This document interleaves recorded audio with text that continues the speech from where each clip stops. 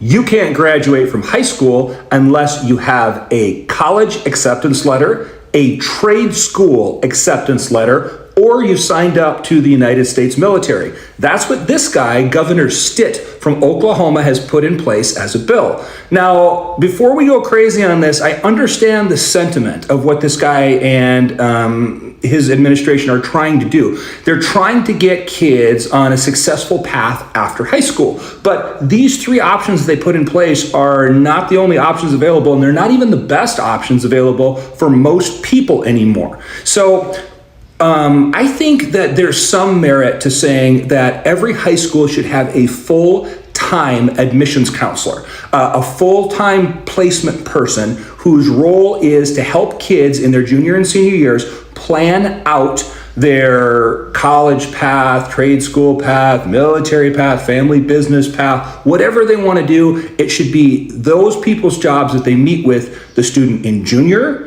and in senior year and help lay out a written path as to what that kid wants to do after high school. I think that's fantastic. But limiting to these three options doesn't make sense for most people in America anymore. For example, let's say that you were raised in a family business, and after high school, you're going to go work in that family business, maybe even take over that family business one day.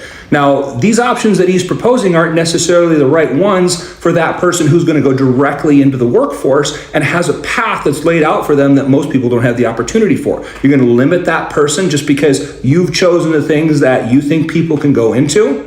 Or, trade school's great. It's really beating college in a lot of ways. And I understand the military has great programs for a lot of people. But in addition to that, there's also things out there that are clearly winning right now, like Google certification programs for SEO and for coding. And these are 6 month programs that people are going in that are very inexpensive. They run for $50 a month through Coursera. And these programs people are landing jobs from $80,000 to $120,000 right after the 6 month certification program.